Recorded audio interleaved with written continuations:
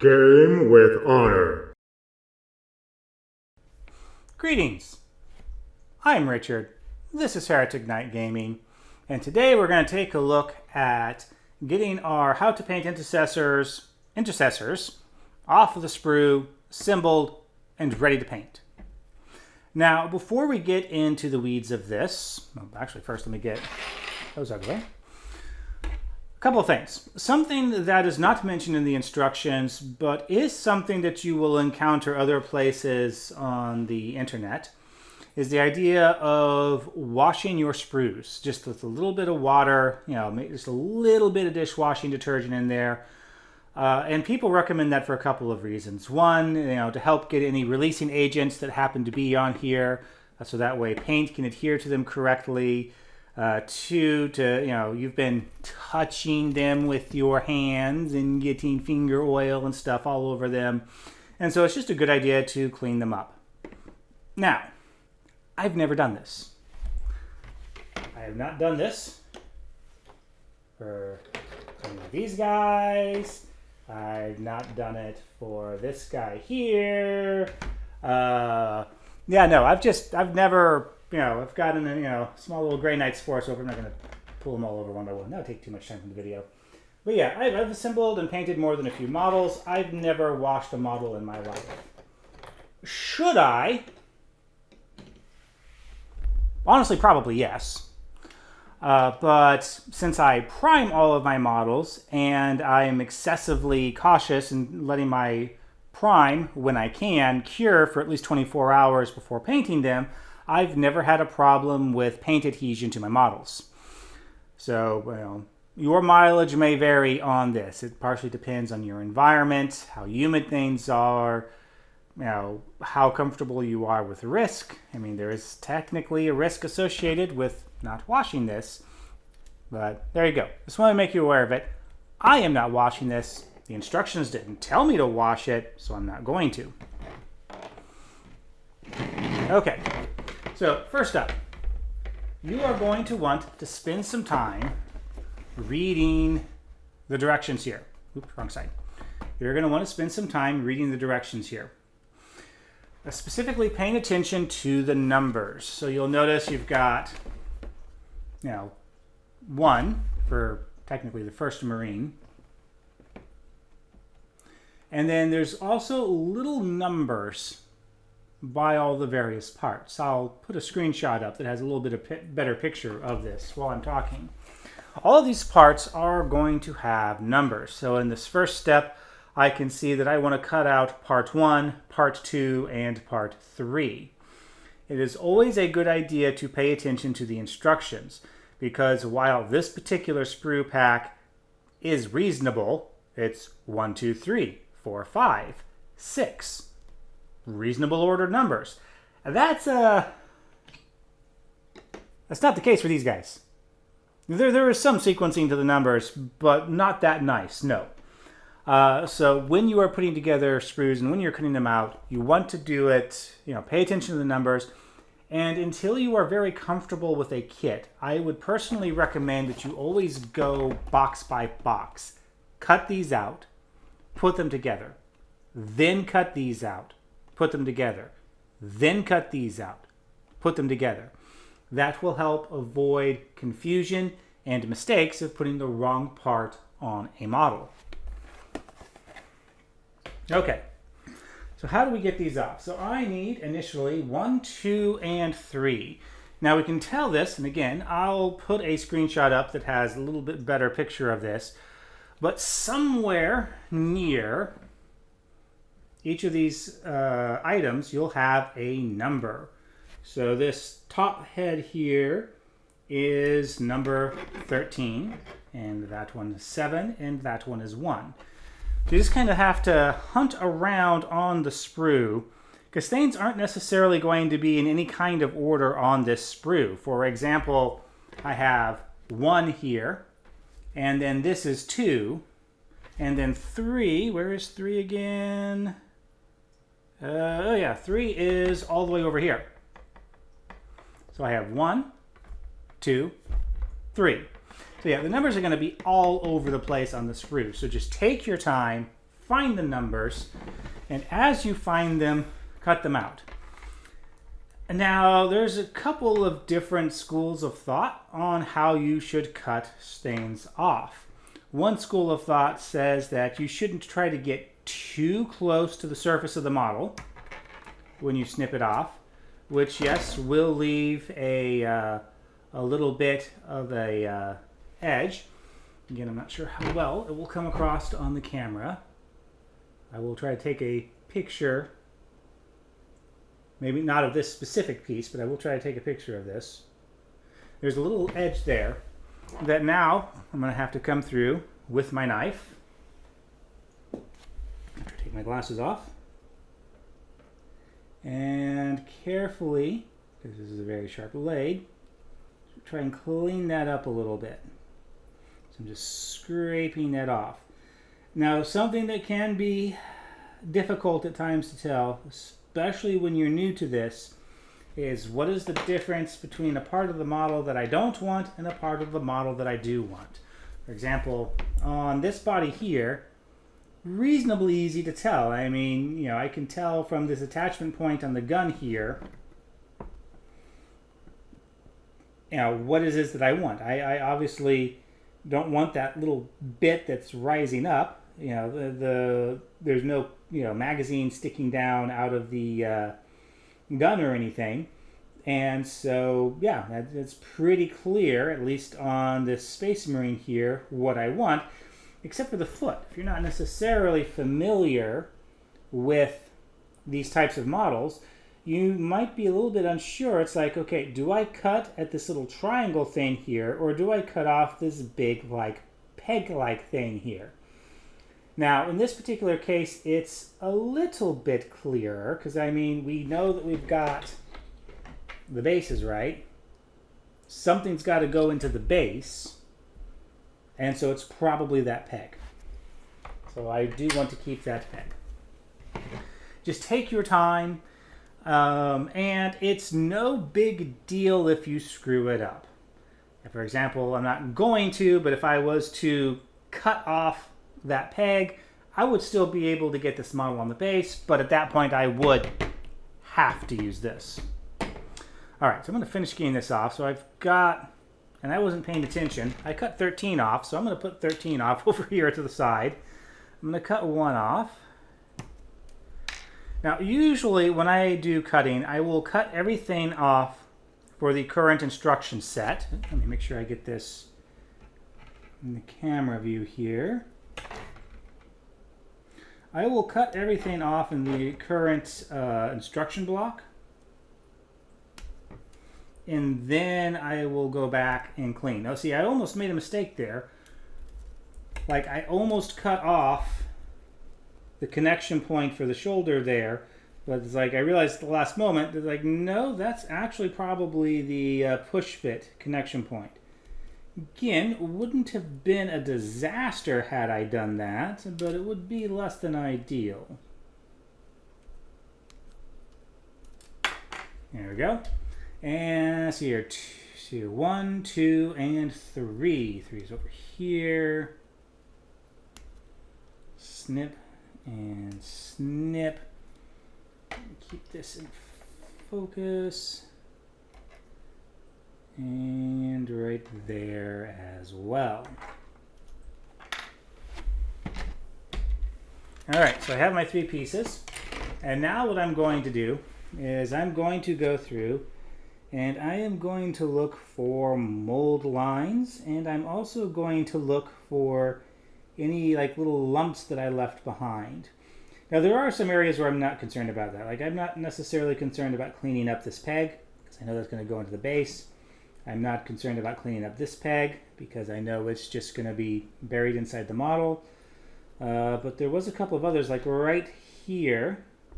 And I'm unsure how well this turns up on the camera, but there's a little bit of a like leftover bit there. So I am going to clean that up. Now, I'm sorry, my hands are completely blocking this because unfortunately I don't have a good over-the-shoulder camera set up. But the observant amongst you might be noticing that I am cutting towards my fingers. And so at this very moment, the Internet Safety Brigade may be typing up furious emails criticizing me for showing such a dangerous technique. I would like to point out that if you watch videos of professional chefs, they will do the same thing. The reason why, if you ever went to like a scout camp or something like that, you were taught never, ever, ever, ever, ever, ever, ever cut towards yourself, is the scenario of using a scout knife. Let's just pretend this is a scout knife right now. You're using a scout knife and you're trying to carve a piece of wood and you are putting force. You are like grinding that blade across the wood trying to whittle it down. You don't want to be doing that kind of a strong action towards your hand that's holding the piece, because if you hit a snag or it skips, the knife goes straight into your hand. That's not what we're doing here. We're using very small, controlled movements. Yep, there's another one right there. I'm using very small, controlled movements so that even if the blade does slip, it's not going to hit me. Plus, by maintaining control of the blade, by not using a lot of force, and using my fingers and maybe wrist to move the blade rather than my entire arm, there's no real danger of this causing any issues. You still have to be cautious, and you still need to be respectful of the fact this is a razor blade. It will slice you open if you are not careful and respectful of it. Alright, now one nice thing about the push bits, usually, it's not a universal, is that they've done a really good job for the most part of hiding mold lines, so there's no real mold lines that I feel I need to correct on that piece. So I'm going to switch over to this one. And again, you'll notice I'm taking a fair amount of time to examine. Oops. And again, I've got, where is it? Yeah, where the pouch was connected to the sprue, there's a little bit right there that I need to try to take care of. And again, I apologize for the lack of a great picture here, but I have a razor blade in my hand. I want to make sure I can see what I'm doing. Just, again, careful cuts, maybe a little bit of a scrape. Don't have to do this, but for this particular one, I'm going to grab my file and carefully smooth that out. By the way, I'm putting almost no pressure using this. Again, I don't recommend using this. Get like an actual sanding stick or something. Like I said, metal file on plastic, this will eat the plastic. Alright, and I think that piece is pretty good. I'm taking a look here. Clean up the bottom a little bit, don't really need to. Alright, now the Space Marine helmet has a perfect example of a mold line. And I'll put a picture up. You can, again, it's very faint, but there is a line that's going across the top of his helmet. Now, will it ruin the model if you don't deal with this? No, it's not going to ruin the model. However, it will be visible if you get up close and personal to do an inspection. So what I'm doing is I'm not cutting. I'm almost using like the back edge. Like, I can do it on my finger. Please don't. I probably shouldn't be demonstrating this like this, but I can scrape my finger like that all day. I'm not cutting into the model. I am more just sort of using the hard edge of the knife to scrape away the raised line that is present. So again, I am not cutting this. I am scraping. Very important distinction.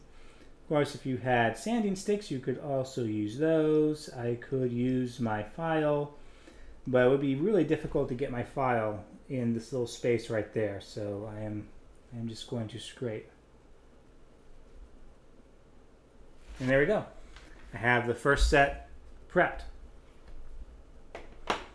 And then I'm going to double check on the box. Okay, I'll put a screenshot up there, or a picture. And it's like, okay, so 2 and 3 go together, and the head just kind of gets squooshed in between the two. All right. So here we go. Here's my head. Get you out of the way.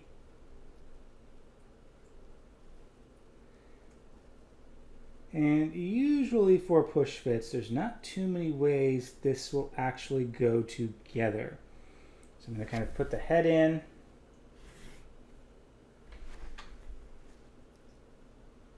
So that's kind of sort of resting there. I take the back, and you'll notice that there's a hole there and a hole there. This is a pointer. So we've got a hole and a hole. And then on this chest piece here, I have a peg and a peg. Just going to line those up.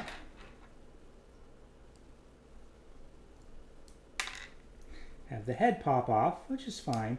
So I want to be careful here because I need to make sure I can get this back in. Nope, already is going to be a problem.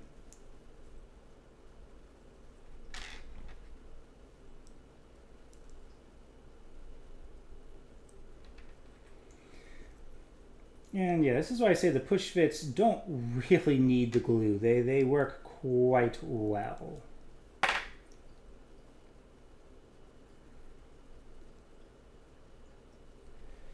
And my big fat fingers are having an unusual amount of difficulty with this.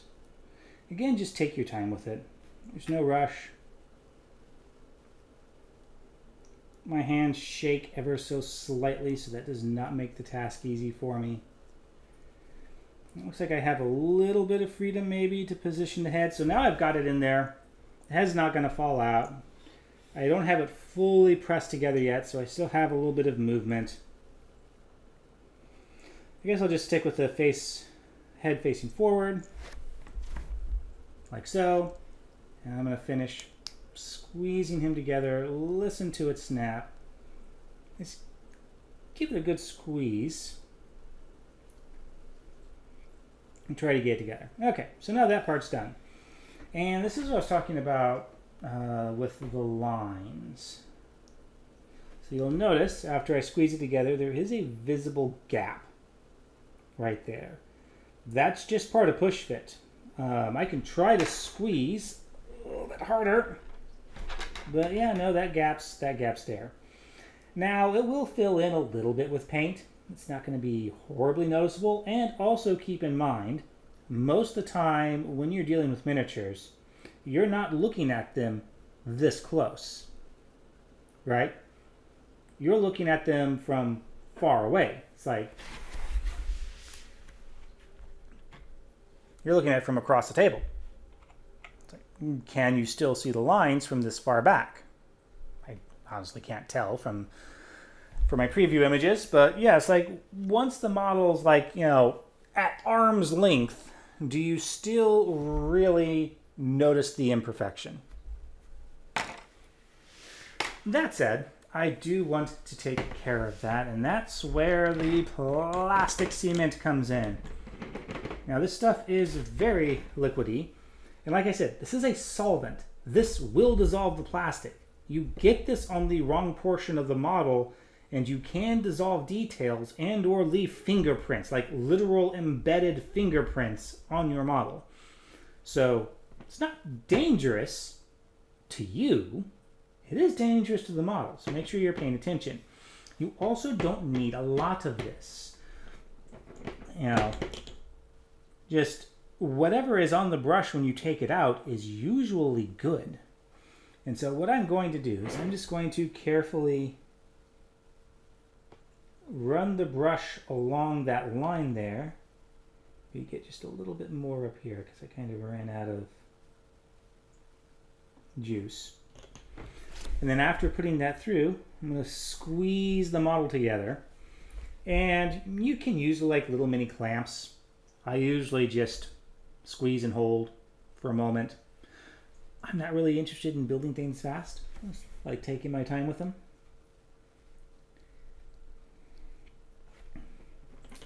And that's somewhat helping. This gap is a little bit larger than some of the gaps I've had to deal with in, say, the Leviathan box. There you go. I'm not squeezing too hard. I mean, I am squeezing hard enough that I can feel the plastic digging into my fingers. And you do have to hold it for a moment. This stuff, again, it's a solvent. Not only does it need a little bit of time to melt the plastic, but then the solvent needs time to evaporate out and for the plastic to re-solidify. I'm assuming you've got a little bit of patience, or you have no patience. Let it go, and okay, yeah, that helped. Didn't fully get rid of the line. It's still there, but it has helped seal it together a little bit. There is also a little bit of a gap, like right about there, but I'm not going to worry about that one because that's under the arm, and you would have to hold the model at a very specific angle to see it anyways. And yeah, I got this side sealed, so not too worried about that. Normally I would also put the plastic cement on the pegs as well to do a better job of anchoring everything together. Okay, continuing on then with the model, the next step is to cut out 4 and 5. So that's precisely what I'm going to do. A little bit less talking this time. So let's see here, I need to find 4 and 5. Where are you? So there's 5. That would be the arm. So I'm going to get that snipped out.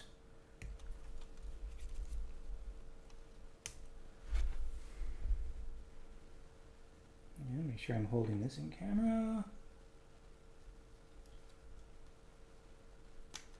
There we go. There's 5, and now where is 4? It's not the jetpacks. It's gonna have to be a leg. Aha! There's 4. Right there.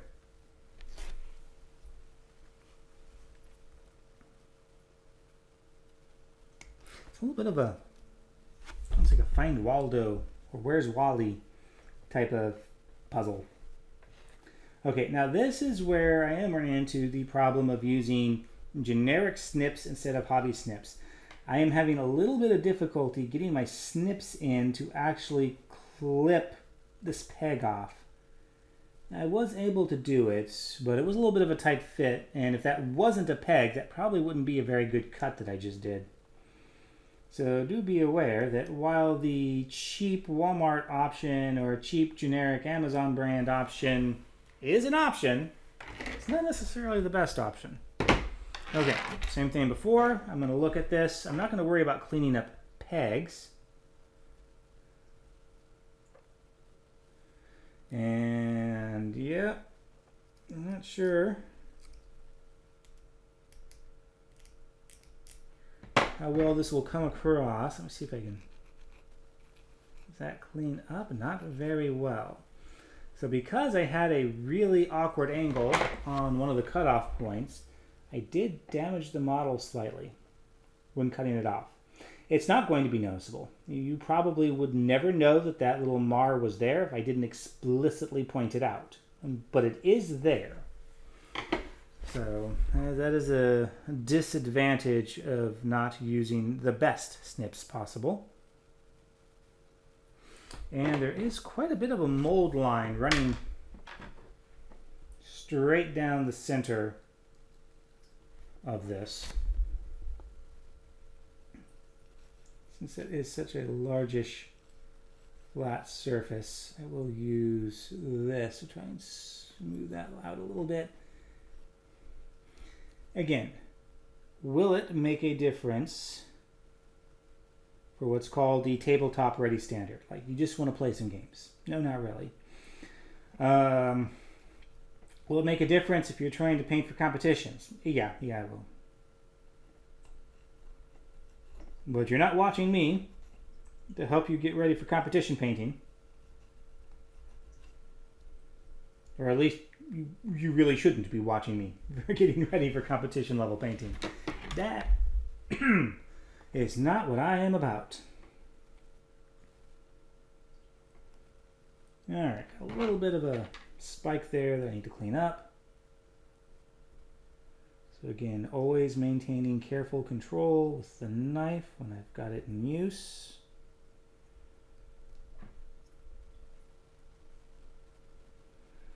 As long as you always have careful control, even if you make a mistake, the mistake is not likely to be very bad for you or the model. I think that's good enough. Take a look. My elbow's a little bit scuffed. There's really not much I can do about it. Okay, so that step's been completed. And again, looking at my instructions, just to make sure I understand. Yep, pretty simple. Like I said, the cement step, utterly optional. So I am going to, not a whole lot, just to make sure that that little joint is wet.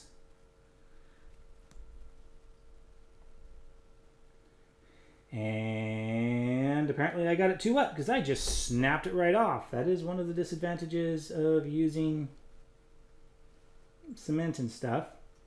Now, thankfully, it's because I have the cement, I can fix this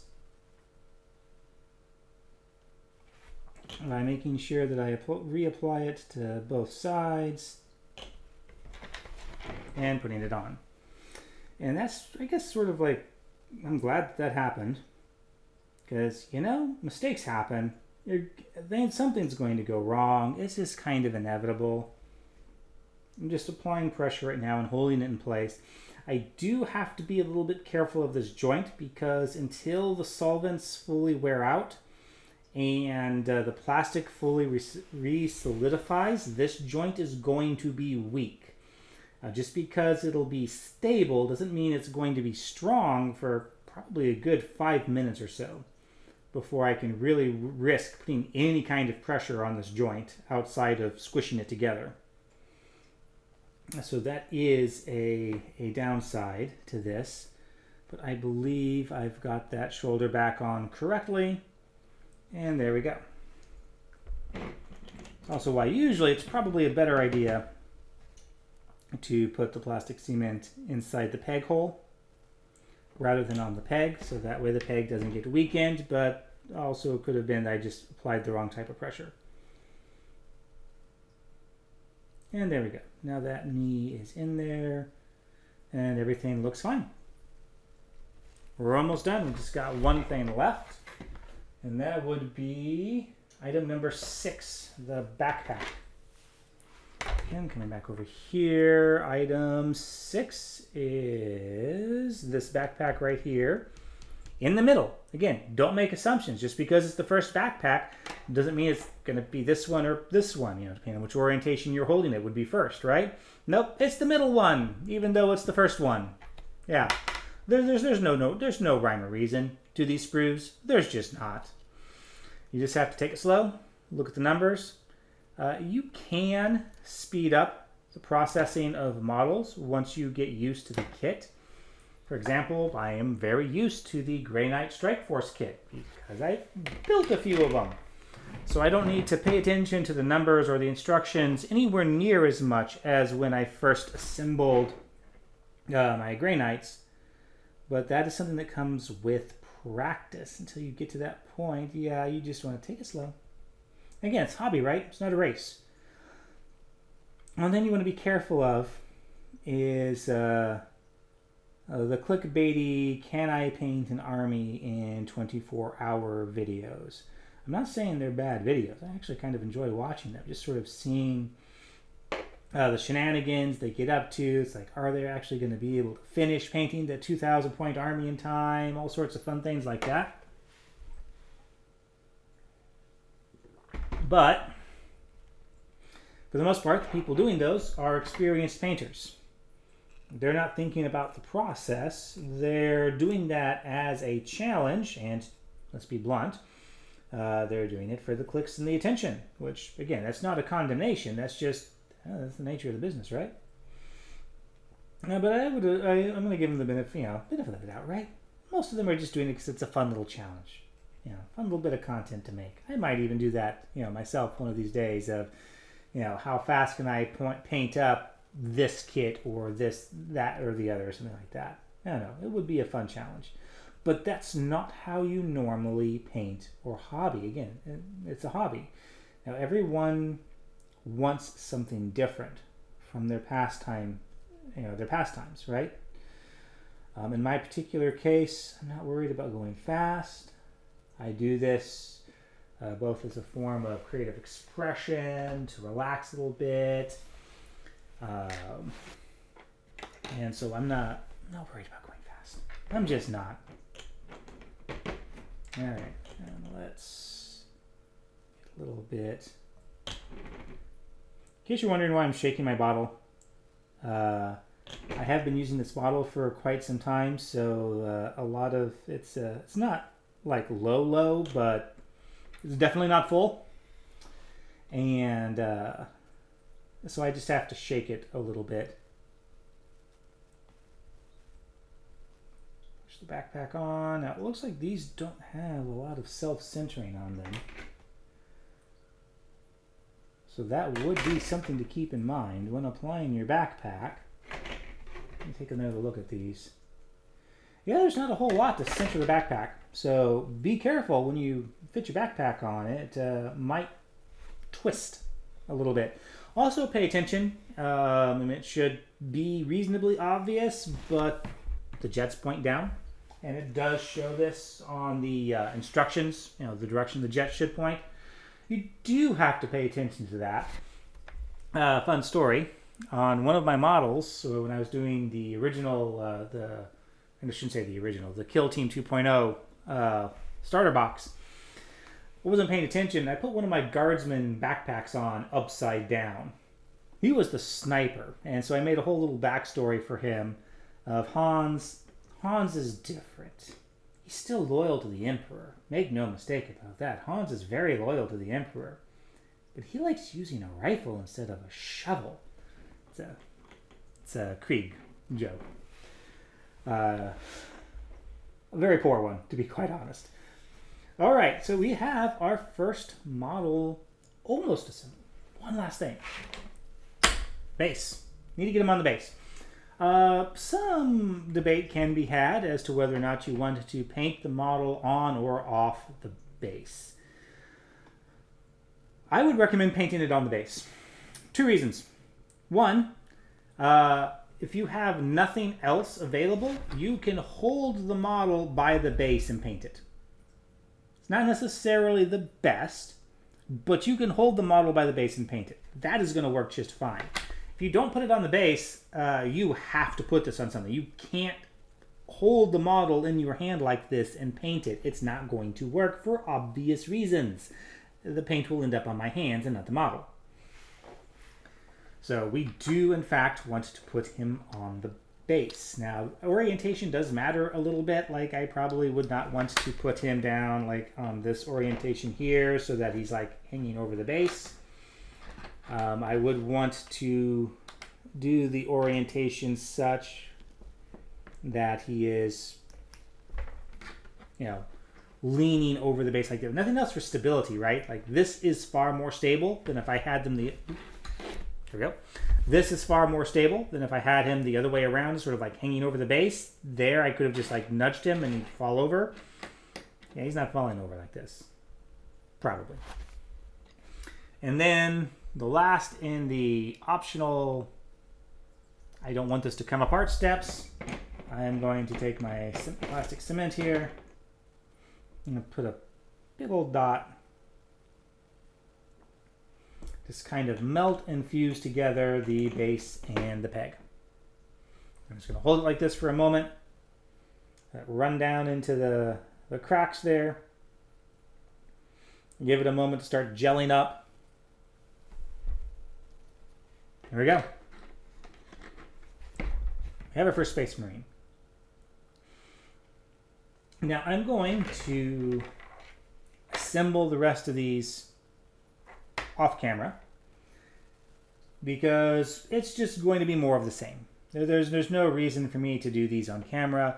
It would just simply be a repetition. If you want to see, one more time a model being assembled, rewind the video, go back to the start.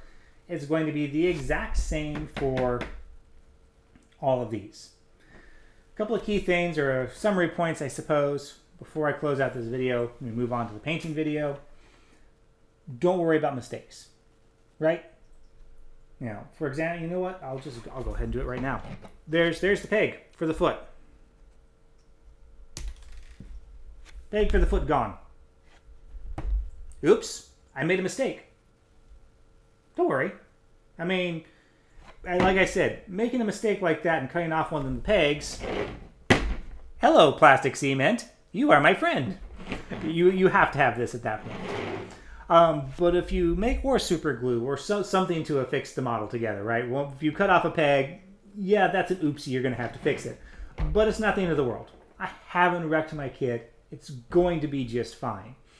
You accidentally put something in the wrong spot. You know what? If you're just doing the regular push fit and you're not using this, probably going to be able to pull it apart carefully and put things back the right way. You get a little bit too aggressive in cleaning up mold lines and leftover bits from cutting it off the sprue, and you gouge the model. When you go to paint it, try to paint it as battle damage. Just flow with it. You know, the odds of your first attempt at assembling the model going flawlessly is pretty low, to be honest. I suppose if you're a better hobbyist than I, your odds could be higher. Yeah, no, my first attempt did not go well at all. Much frustration to be had. But, you know, back off. You know, again, it's supposed to be a hobby, right? If you're getting frustrated and you're not having fun, well, one, legitimately, if you can't tolerate putting together these three guys, I'm going to go out on a limb and say this part of the hobby probably isn't for you. At least not Warhammer 40,000. Because everything comes on these. Like, quick cut here. So, okay, now, not every kit's going to be this big. You're probably going to not assemble too many large kits like this, but you are going to eventually assemble something of this level of complexity. And if that little sprue of 3 Intercessors sent you for a loop,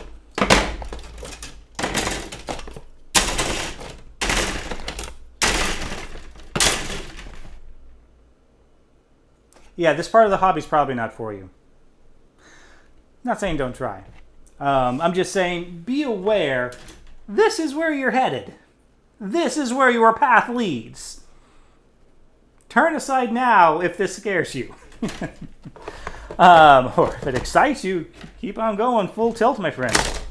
Just be aware of what you're getting into. That's all I'm really trying to say here for this last point. If, you know, this is not fun, you can still play Warhammer. If you're really interested in the game, there are plenty of people out there who, you know, they love this part of the hobby so much that,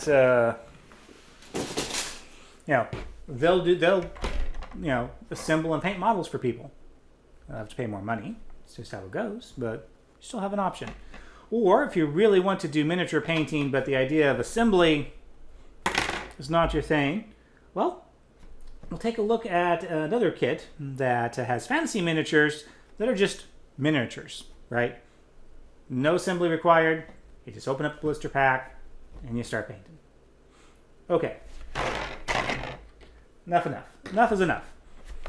So, I'm going to assemble the other two guys off camera, and in the next video, we'll take a look at getting these painted according to the instructions in the video.